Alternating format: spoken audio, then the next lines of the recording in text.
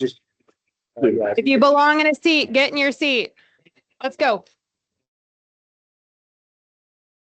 Listen, it is officially 10:34. We are bringing Medical Advisory Board to the table today. All right, let's call this meeting to order. Roll call. Give me just a second. Sorry. Let me pause. Laura's getting there and she's fantastic at her job. I just don't want to lose all the stuff we just did in DDP. No, you're good. So many. You can literally see the sausage getting forced into the case. And it's disgusting. Know anything? Okay, Dr. Barnum, Here. William Vance, Michael Whitehead sitting in for William Vance. Dr. Rollins, James Whitworth, Dr. Holtz, Present. Chief Fulbright, Dr. Leduc, We take it off anyway. Chief Moore, Dr. Morgan, Present. Chief Wilbanks, Present. Dr. Davidson, Ryan Felshaw, Present. Dr. Jensen, Chief Thornton. Yes. Dr. Hodnick, Chief Neal, Dr. Dumontier, Present. Chief Simone, Chief Lansing for Chief Smokey. Dr. Aubert, Mark Calabrese, Present. Chief Douglas, Dr. Shear, Sam Scheller, Present. Dr. Fisher. Dr. Morgan, you've got quorum. Wonderful. All right, moving forward, can I get a motion for the adoption of the agenda? So moved. All right, second for the agenda adoption. Second. Any, or all in favor? Aye. Aye. Any opposed? Great. Agenda passes. Moving on to the consent agenda. Do I have a motion to approve the minutes from December? Love it. A second. Second, Barnum. Great. All in favor? Aye. Any opposed? Perfect. Moving on. At this time, discussion of the Southern Nevada Post-Overdose Response Team, the sport team, Brandon DeLeese. Table that. Great. Tabled. Next up, District Health Officer Report. Dr. Lockett or anybody from the department? For Dr. Lockett. Just two notices today. We hired a new staff member. That is Devin Atwood over there. He's our new senior administrative assistant. He'll be greeting all of your staff. Raise your hand. There you go. We're torturing him accordingly. He just started on Monday, so go easy for a little bit. We'll get him in line though. He's doing great. Secondarily, over the weekend, there was some excitement with a FBI raid of a biolab locally that the SNHD assisted with peripherally. I don't have any further details other than that, as it is, as we like to say, an investigation in progress at the federal level, and they didn't brief me directly. So our laboratory, our laboratory assisted them specifically with some translations of the Mandarin Chinese that was located on scene, and some other efforts with storing the materials until it was transported to Quantico. That's all I have. Thank you. Great. All right, next up, a report discussion action items. Item A, discussion of the proposed pilot study for trauma gel. Dr. Dobson? All right. Good morning. It is still morning. We came to you guys in the last meeting to propose a pilot project with trauma gel. The feedback that we got from the MAB was to go talk to the TMAC. So 2 weeks ago, we talked with the TMAC. The TMAC has given their thumbs up to move forward with the trauma gel pilot project. So as long as everybody on the MAB approves, just as a quick reminder, what the trauma gel pilot project is trauma gel is a alternative for the for wound packing. It's would be put in protocol with the wound packing to be able to be used as a alternate device to be used there. We're going to pilot it on trucks at both AMR and Medic West. We're going to do a 6-month pilot to see cost, how often it's used, efficacy. We did create a form that's going to go to the trauma docs from the TMAC so that they will be able to see we'll be able to get feedback from them on, was it easy to remove? What was their overall opinion of it? And did they run into any complications? That's all that I have. Chris, what date is Is that that a gonna start? form? I'm sorry. Is that a form that would be given to the receiving facility at the time of transport? Yes, there's a QR code on the band that will be given to the receiving facility for them to be able to give feedback directly to that. We're also working with the trauma coordinator with SNHD to be able to get those hand delivered to the trauma coordinators so that they have them in their department for when they see that. So this just goes back to my only concern with this is that the receiving facility needs to know that it needs to be removed, right? And if are you going to be transporting patients with this to non-trauma centers? It shouldn't be. Anybody that's going to be getting this, looking at protocols, is either going to meet a yellow or red criteria, so they will be going to the trauma centers. Okay. Yeah, like I said, my only thing is just to make sure that the receiving facility knows about the trauma gel, that it has to be removed prior to wound closure, all that sort of stuff. Yep. So as long as there's some way to do that, awesome. Yes, we went through that with the TMAC committee. We had the representatives from Trauma Gel come in, and they were able to discuss that with them to give them all of that information. Fantastic. So Start date, patients Chris? being identified just with like a little ribbon or a tie or something that's just like a visual there's to it all. There's a wristband that Perfect. comes in the product that says Trauma Gel was put in. Here's So at this point in time, is there a motion to accept Medic West and AMR's proposed study for Trauma Gel to move forward? I would make that proposal. Great. Any other discussion? I guess second. I'm sorry, second. Second. Okay. Any other discussion? start date will be as soon as we can. Part of the study. That 6 month period. Starting date. Yes, we did identify a good starting date. It will be, we'll just go with March 1st. I believe due to timing, it's going to be March 1st at this point. Any other discussion? All in favor of moving the trauma pilot forward? Aye. Any opposed? Great. Pilot granted. Thank you very much. Absolutely. Next up, Chief Tuke. Yes, we had a good committee meeting this morning. Had 2 items on the agenda. The first one is how we can better, as an education committee, take care of possible gaps in education. The first one that's been brought to our attention, that's a potential gap, is neonatal resuscitation. We identified ways to work better with the QIQA committee. Department members are going to bring back numbers for neonatal resuscitation. Then the educational components, PIMA, myself, and CSN are going to talk to the subject matter experts at the hospitals and see what the actual data is. And then we're going to try to formulate a education plan, maybe use that template moving forward as we further identify other gaps in our training as witnessed by stuff like that. Then the other one is just cleaning up some language on the new mentorship, paramedic internship, moving the 70-80% for critical calls. Mhm. And it was passed unanimously. So we're in a good spot. That was more of a technical issue other than a substance thing. Okay. So do you need us to make a motion to make those changes officially? Yes. Okay. You want to go ahead and do that? So I'm going to make a motion to accept those 2 items as discussed and move forward and make that happen. Is there a second for that? Second. Great. Any other discussion on the reports and the movements as reported by Troy for movement forward? Education. All right, hearing no discussion, all in favor? Aye. Any opposed? Great. Do your thing, Troy. All right. Director of Vice and Protocol, Dr. Barnum. Okay, I'm going to be trying to move quick here because I've made us late. We had a number of items that came up today on the agenda. The first was the discussion of potential formatting changes to the Clark County Emergency Medical Care Protocols. This was tabled.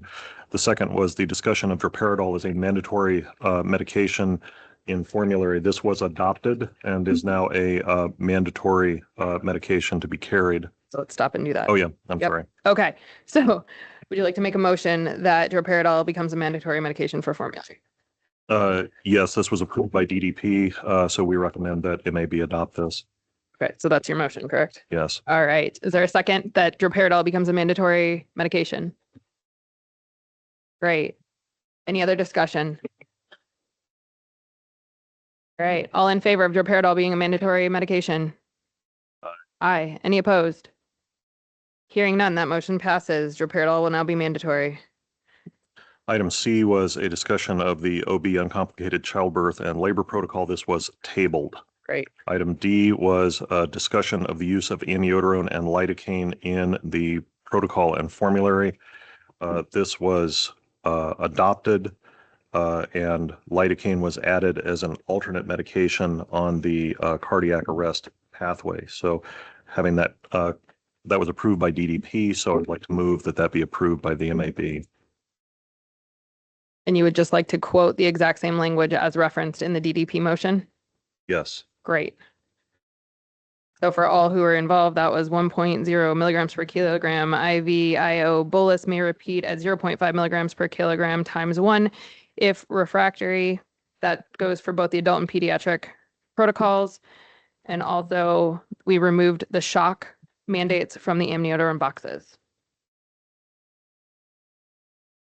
So, just for reference. Is there a second to that motion? Second. Great. Any other discussion? Hearing none, all in favor? Aye. Any opposed? Hearing none, that motion passes. We had some discussion of the use of ketamine in refractory status seizure. That has been tabled for our next meeting. We had discussion of the chest pain, ACS, and STEMI protocols, and these were adopted. That was then in terms of the chest pain, non-traumatic, and suspected acute coronary syndrome / STEMI pathways. We would include verbiage that if the EKG demonstrates a STEMI, provide immediate telemetry notification to the intended STEMI receiving facility.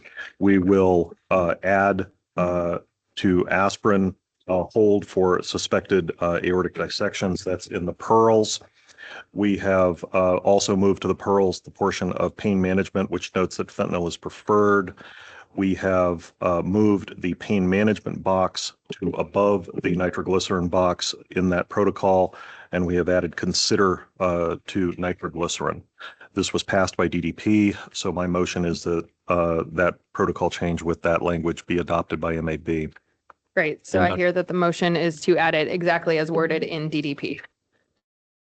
And Dr. Barnum, just to clarify for everyone there, that protocol replaces both the non-traumatic chest pain as well as the STEMI protocols. So it essentially removes one protocol from our protocol manual. It combines the two. Combines the two, correct? Yeah. Okay. So is there a second for the motion to adopt the changes as discussed in DDP? Second. Great. All right. Any other discussion? All in favor? Aye. Any opposed? Great. Hearing none, that motion passes also. So our next item was a discussion of the pediatric respiratory distress protocol. For this, we adopted the protocols as proposed with the addition of under the epinephrine dosing to the right of the first page on the wheezing bronchospasm that we would add the 1 milligram per ml dosage of epinephrine. We would add CO2, end-tidal CO2 monitoring to all of the pathways. And then in the foreign body airway obstruction portion, there was discussion of the SLAT technique, and we will remove that. We will also add a radio icon to consider cricothyroidotomy. Those protocol changes were adopted by DDP, and I would recommend or propose that they be adopted by MAB. Magnesium, I believe, was also in the pediatric protocol that was added. That was a new addition from what we had previously. So yes, the changes that I listed were the changes Yep. from the handout that was available Got to it. everybody. Okay. Great. So the motion that I'm hearing for restatement is to adopt all of the changes that DDP passed that you've just summarized. Yes. Great. Is there a second for that? Second. Great. Any other discussion? All right, hearing none, let's take a vote. All in favor? Aye. Any opposed? Great, hearing none, that passes. The next item for DDP was discussion of the adult respiratory distress protocol. This was adopted by DDP or approved by DDP with the changes to the materials that the oxygen saturation would be changed from 92% to 94%. And the dosages for albuterol would be changed to 2.5 to 10 milligrams. And then for levobuterol was 0.5 to 1.5. Ipratropium. I'm sorry, yes, for ipratropium.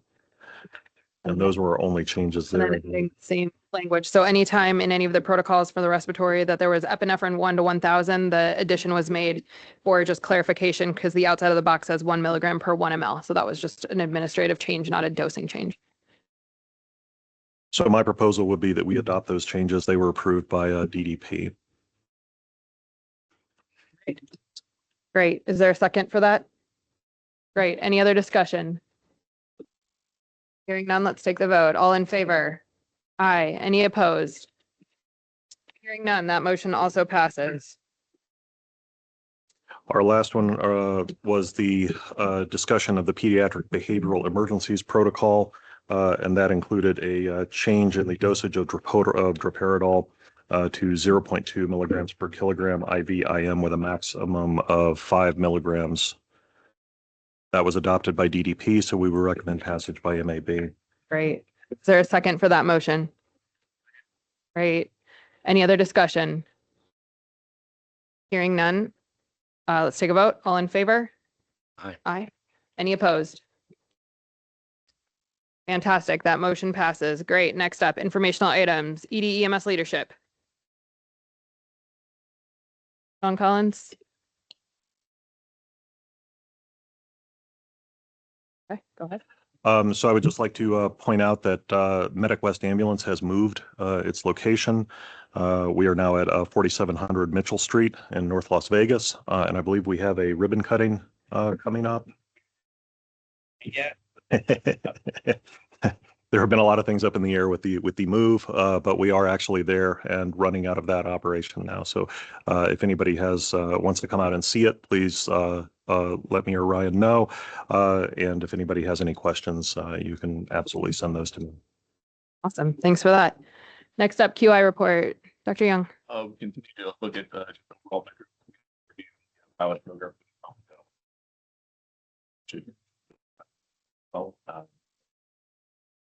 Did receive some information today from just discussion of the neonatal emergencies, just to go and start to look at those outcomes. So we'll bring that up today in that. And with the changes, protocols, you've all heard that there's a fair amount of need just starting to insert QI metrics more into each protocol. So we will be able to kind of do some system status and just keep already with that. Awesome. Thanks very much. Next up, report from the state, Bobby Sullivan.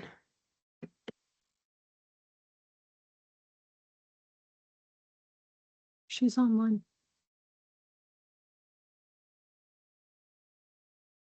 Bobby, can you hear us? Bobby, you should be able to unmute now.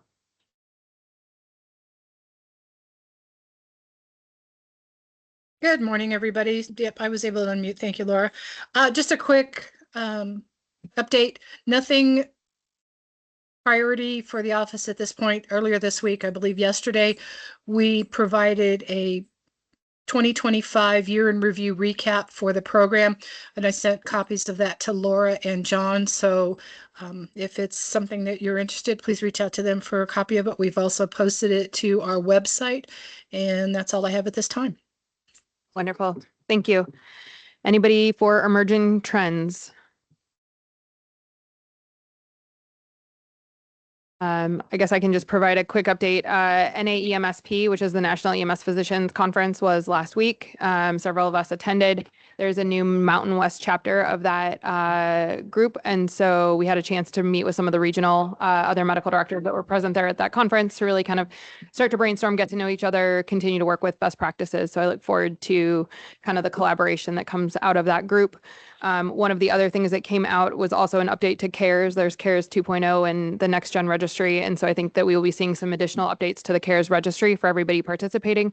And I would like to encourage everybody to continue to provide outcome data so that we can continue to make our system better. Anybody else? Okay. Are there any other board reports? Yeah, just to say that the Clark County Fire Whole Blood project was started a little over a month ago, actually well over a month ago now. Going very well. We're very excited about it. Had multiple administrations of Whole Blood in the field already. So again, very great project that's going well. Hopefully we'll have some more data to bring to the board in the future. Thanks. We look forward to continuing to hear how that protocol goes because I think it's an important initiative. At this time, I'd like to open for any other second period of public comment. Nothing online. Okay, and nothing in the room at this time. Since nobody else has anything further, can I get a motion for adjournment? Motion. Great. Is there a second? Second. All right. All in favor of adjournment? Aye. Great job. Like, what?